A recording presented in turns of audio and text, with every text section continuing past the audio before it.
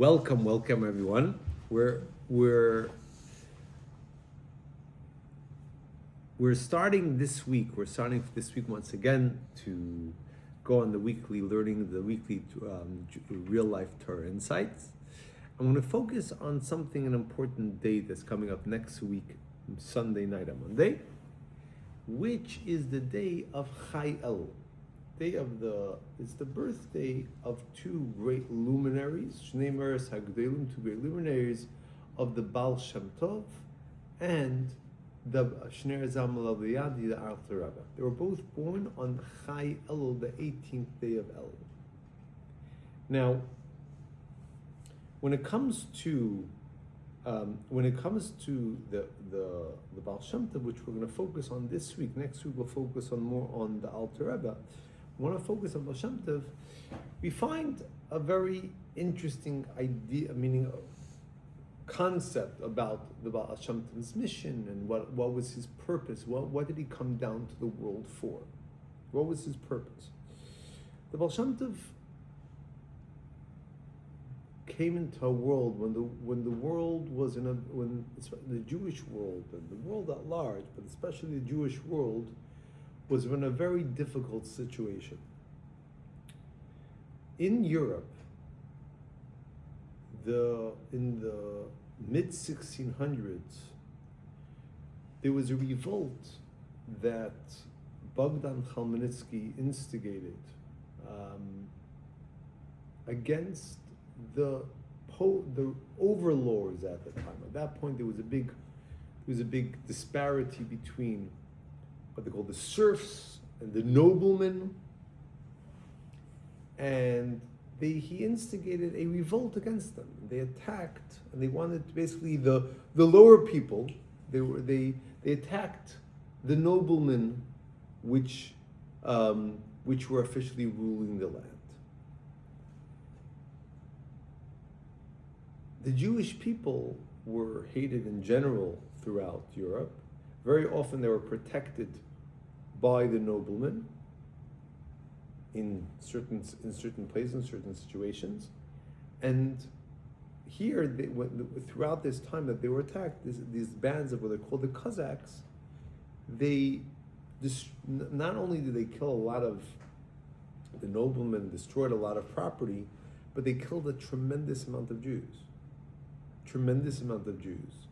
And they destroyed tremendous amount of property and stole. And it was a big catastrophe for European Jewry at that time. It was a very, very difficult time. Jewish communities were, a terrible amount of Jewish communities were destroyed. And it was really ravaged in a very, very difficult way. Those who came out were very often destitute. They had to run from different places. They had to go to escape. They had to escape from different towns that they were living in from a number of generations. They had to run away from. It was a very, very difficult time. Right after that, because of the difficulties of Jewish person, there was a person named Shabtai Tzvi. Shabtai Tzvi was a person who proclaimed him to be Mashiach, claimed himself to be Mashiach. And he started speaking in a way of Kabbalistic terms and how he was Mashiach, and because of the desperation of the Jewish people at the time, people believed him. The Mashiach arrived. And he eventually created a whole movement, and they went up to Israel. Israel at that point was ruled by the Ottomans. And when the Sultan heard this, he heard about this. He demanded they come to him, and he said that either we're going to kill you because he afraid this was me a revolt against him, or you convert to Islam. And Shabtai Tzvi converted to Islam. And him and the followers, and they were They were. It revealed basically that he wasn't really Mashiach. He was a charlatan. He was a fake. But that created a tremendous backlash. A backlash against first of all, a backlash against the idea of learning the mystical concepts of the Torah, but also a tremendous backlash that the Jewish people were really feeling like, we have no hope here. It was real low. They were really a low state. A while later, in the early 1700s, another guy named Jacob Frank, he said he was a reincarnation of Shabtai Tzvi, and he created this whole thing with basically very immorality, and he started bringing pagan, Christianity into Judaism, made a whole, what's called them. Also, people began to first. Some people fell for it originally, and they had different sects, and recognized also how he was a farce. It was against this idea that, and in addition, there was a huge disparity between the learned Jews and the unlearned Jews. You had learned Jews who learned, and they consider themselves sort of like the upper class, the elite. No. And you had the unlearned who didn't have a chance to learn. They didn't have a chance. They had to take care of the basic needs. And it was that divide was a vast chasm. It was a tremendous divide that existed between the two. Tremendous divide.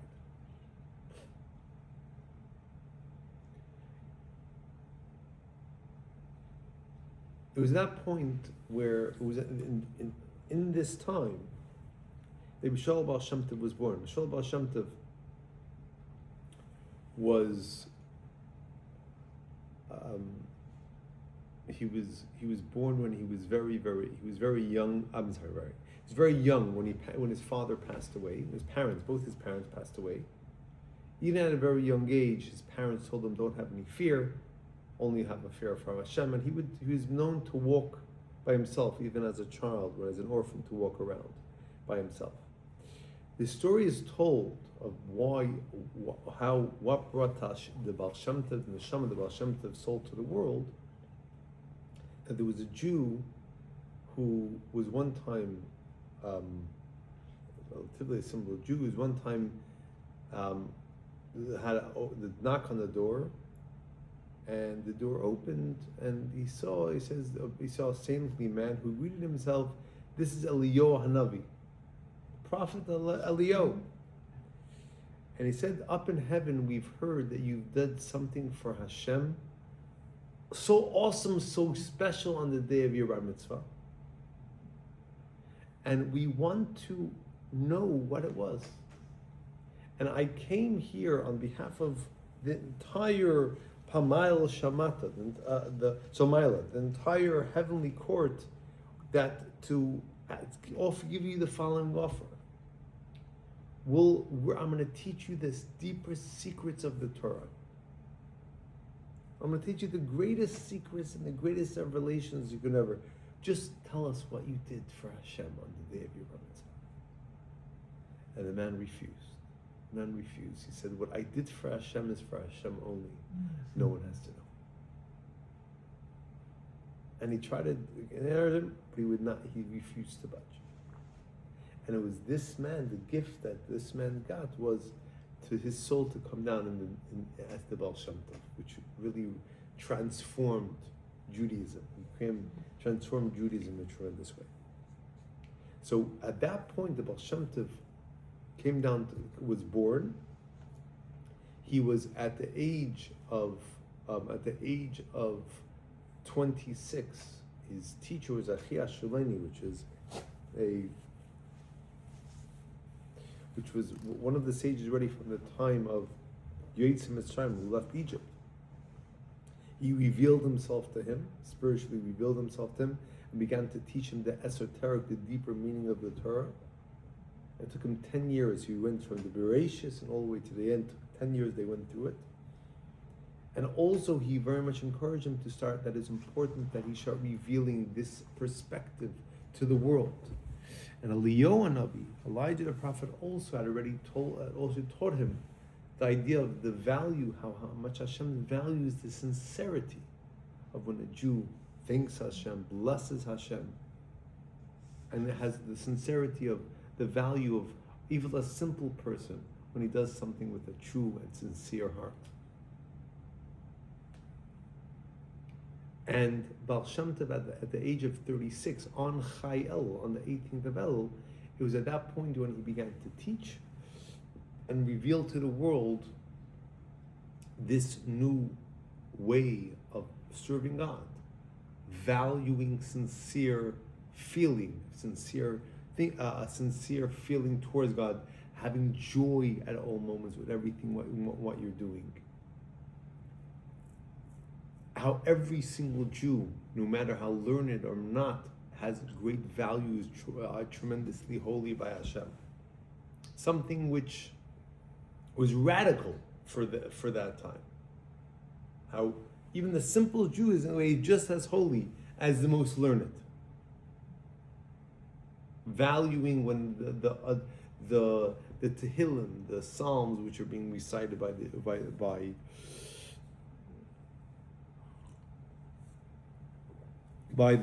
the Jewish people. I was saying by the simple Jews. He really revolutionized the way we look at a mitzvah, the value we look at a mitzvah, the way we look at the Torah, all different ways of what they used to be for. And I would say his teachings have tremendous impact on Judaism as a whole. Definitely the Hasidic movement which started from him, of appreciating of a whole different, meaning a whole connection, the tremendous connection that they had to mitzvahs and to Judaism that the Hasidic movement brought, but also I would say is vast amount of Jews who have, even while they don't adhere to the Hasidic movement, how they've been affected by it, by its teachings.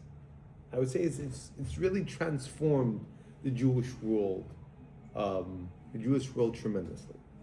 This is all started by the Baal Shem Tov. And he was born, it started on Chayel, both the way when he was born, and also Chayel was the day that he revealed himself.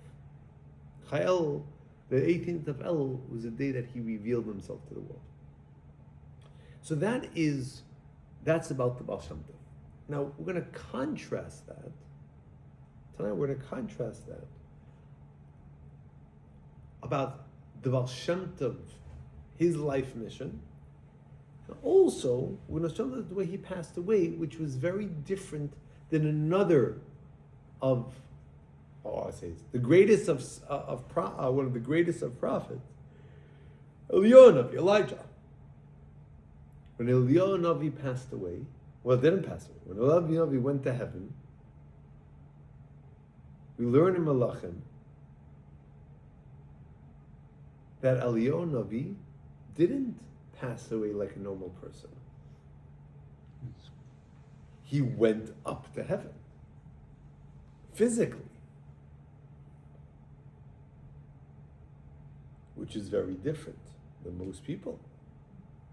The Baal Shem Tov said, I could have done the same as Eliyahu Navi, but I wanted to experience a Afar Tashuv, that Hashem took us from earth and we have to bring us back to earth.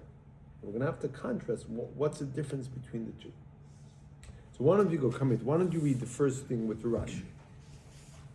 And we're going to have to have a hard stop in 20 minutes. So we'll... So וילך? Yeah.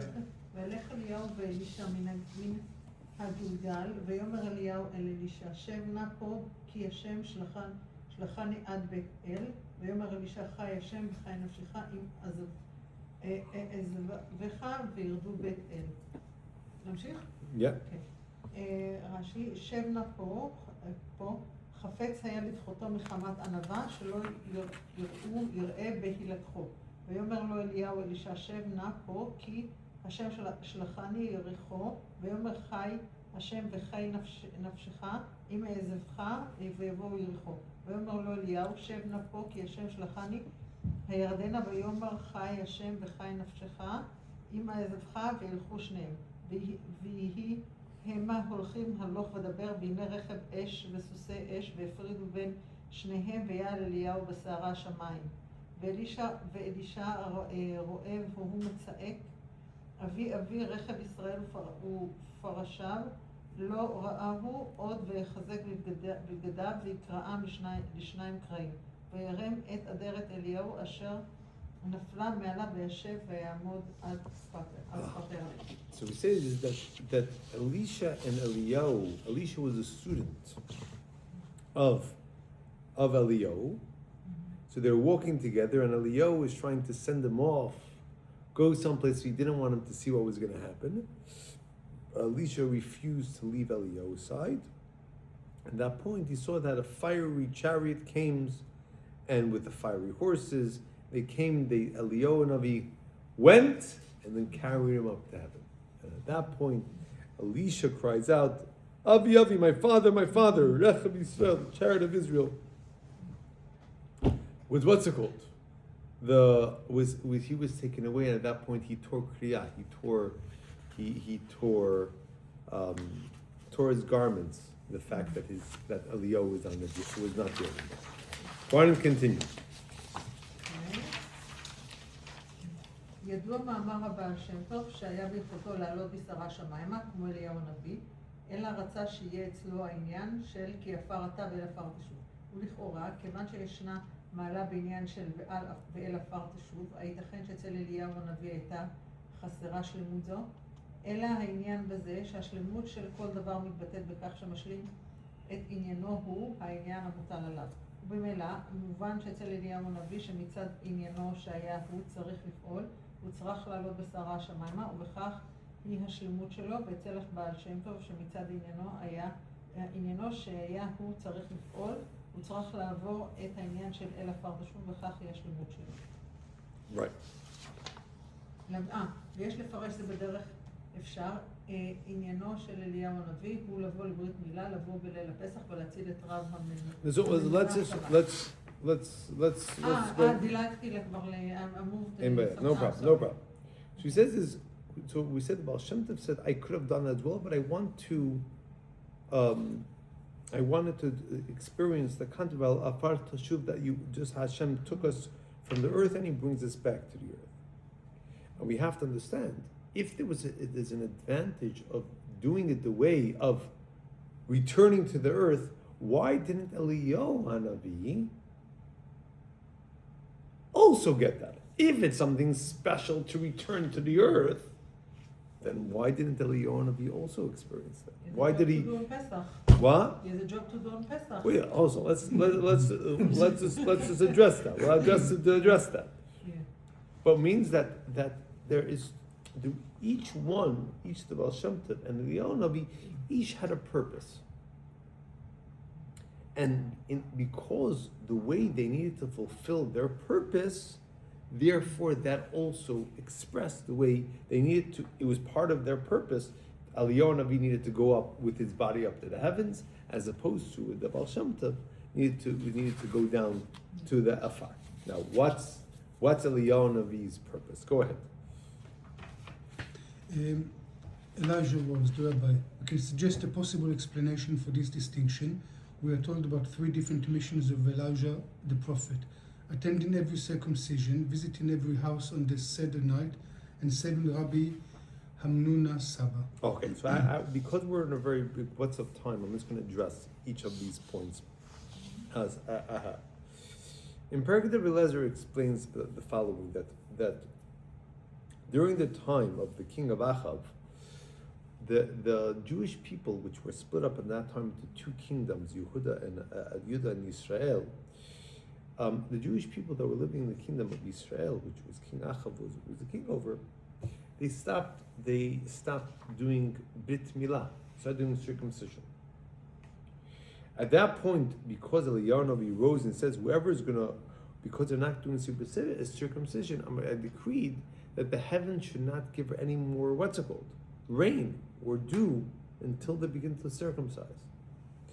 When Izebel, which was the wife of Achab, she was quite a wicked personality. When she heard that he did that, she wanted to kill him. And Eliyahu had to hide himself. He had to hide himself. Hashem revealed himself and asked, "Why are you hiding?" Asked Eliyahu, "Why are you hiding?" He said, "Because I was kanai. I wanted to zealously defend the mitzvot." Hashem said, "You've been always a kanai. You've been always a zealot." And when we said Pinchas was Eliyahu, was the same person. He says when it came to what went on between the Jews and the Moabite woman, you went and you killed Zimri. You went to were a zealot then, and you're a zealot now. And here Hashem was directing him. This is I'm going to tell you. You're going to go see that from now on, whenever there's a brit milah, you need to be there because you need to see that they actually are going to be carrying out the mitzvah brit milah. So in a way, change their direction a little bit. Instead of always focusing on the negative, I want you to see that they're actually going to be doing it. And there comes the custom that Eliyahu Navi comes to every single brit milah. And that's why we have Kisei of Eliyahu Navi. So he needs to be there, right? So Eliyahu Navi comes to every brit milah. We also say by the seder, we said before, Eliyahu Navi comes by the end of the seder. Kol she'ala Navi. Zechur latov, meaning what? He comes in as an usher in the gula. So that's, on one hand, we find that he does. He comes to every single place. On the other hand, we find that in the Zohar we say that the Zohar says there was one time that he was missing from the Bet Medrash. He did not come to teach. And they asked where he was, and afterwards he came back and says, I was going to save Ramamuna Saba. Ramamuna Saba was at that point was being captured. Him and a bunch of people were being captured. And I made sure to save him, and I brought him food, and therefore I couldn't be here. Now the question becomes is, if you can be in every single Brit Milah, right? 2 Brit Milot happen at once in 2 different places in the world. He's there. The Seder, he's able to be in every single Seder all at once. Right? Here the Zohar tells us no. He couldn't be in 2 places at the same time. Right? Why not? Why not? So continue that. Look at page 7 on the bottom. The difference. There is a difference in the way these tasks are accomplished. Elijah's attendance at circumcisions and seders is in a spiritual sense, without a body. However, when he saved Rabbi Hamuna Saba, he came in a physical body. This explains why Elijah told Rabbi Shimon Bar Yochai that he was unable to attend his scholarly conference one day because he was busy saving Rabbi Hamuna Saba. One may ask, Elijah is able to attend multiple circumcisions at the same time, and on Pesach night he attends all seders. Why then couldn't he also make an appearance at Rabbi Shimon's conference? The answer must be that Elijah attends circumcisions in a spiritual form, without a body. It is the spiritual spark of his soul that attends, allowing him to present in multiple places at the same time. But when Elijah comes on the behalf of the righteous, he does so in the fullest sense, with his physical body, so he is unable to be present in 2 places at the same time. Okay. The same applies to all instances in which Elijah carries out a mission for the sages, and especially to his ultimate mission, bringing harmony to the Jewish people and heralding the arrival of Messiah, or Mashiach. The mission is done by Elijah in his physical form, as is clear from the Talmud's discussion of the issue of him coming on Shabbat from beyond the permitted distance. This is why Elijah has to ascend to heavens in a whirlwind in order for his body to remain intact in the spiritual world of Yetzirah. When necessary, Elijah is able to don his body again and descend into our world. For Elijah, this is his ultimate perfection.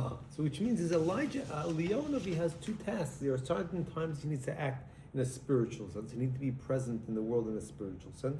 But sometimes he needs to be in a physical sense. He needs to come. When it comes to bringing Mashiach, there's a discussion can Eliyahu Navi come on Shabbat? Can Mashiach come on Shabbat? Why?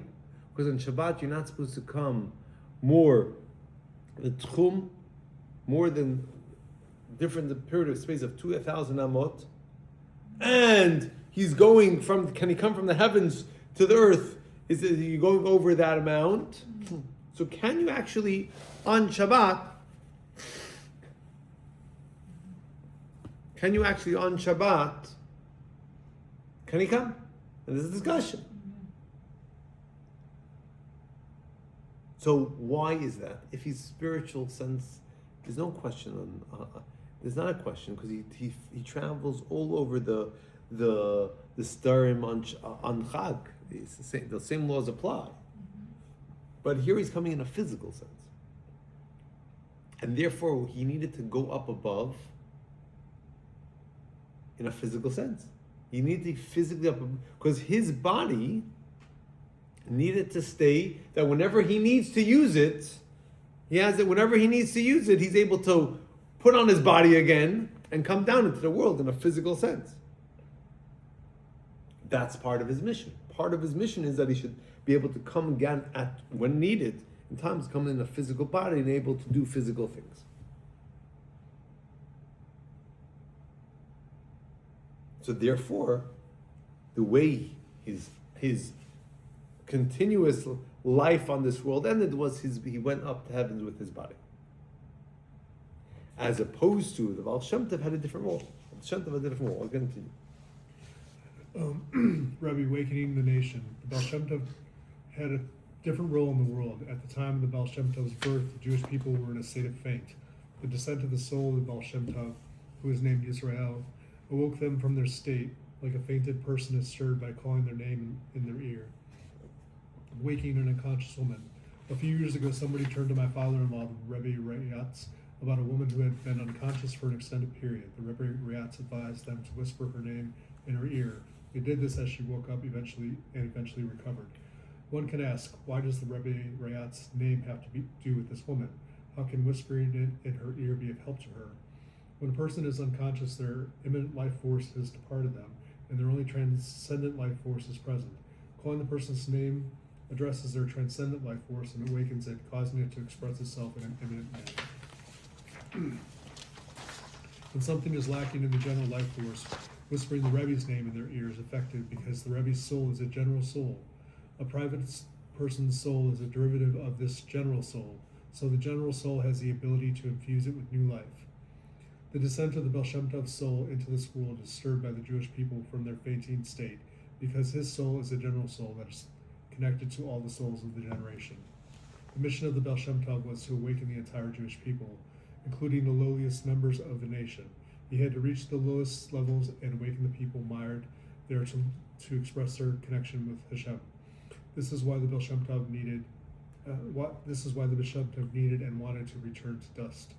This is why the Baal Shem Tov's life mission, so it is clear that at this end was the ultimate state of completion for him.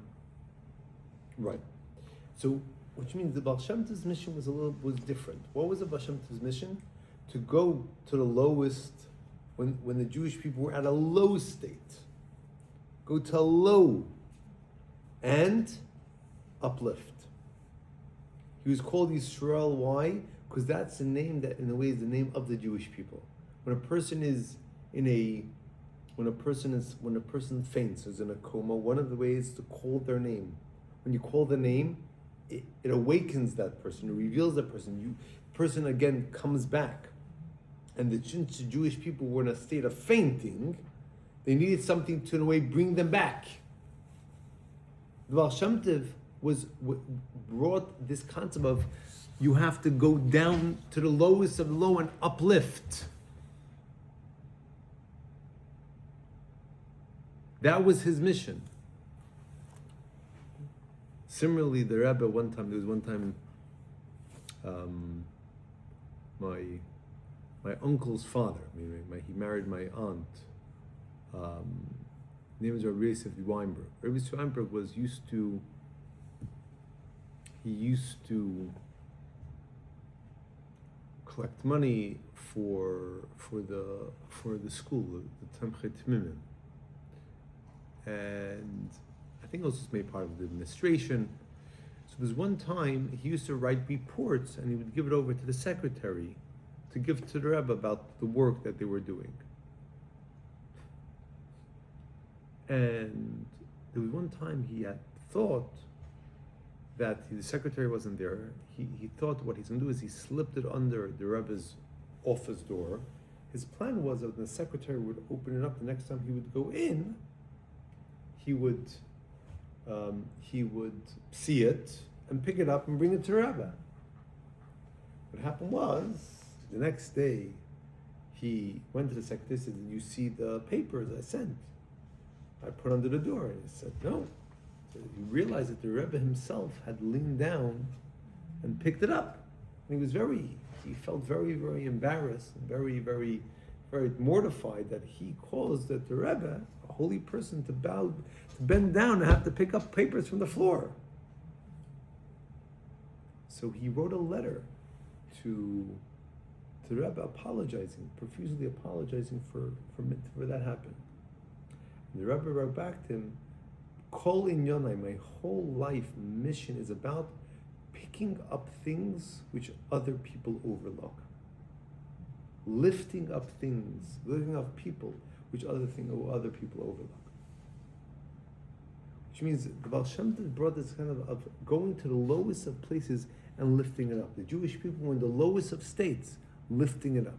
Taking Jewish people who were looked at as very, very low and lifting them up and recognizing the value of the highest of the high. Therefore, also, how did the Baal Shem Tov pass away? Not by going up to heaven, but rather going back to the earth, which is the low. That's part of his mission. Because part of his mission is to be involved with the lowest of the low, but at the same time of lifting that up. And there's an important aspect of keeping in mind is when we want to live in the moment of Baal Shem Tov, is recognizing the value of every single person, the value of every single Jew, recognizing the ability to lift others up, bring joy and give the beauty of the mitzvot to others.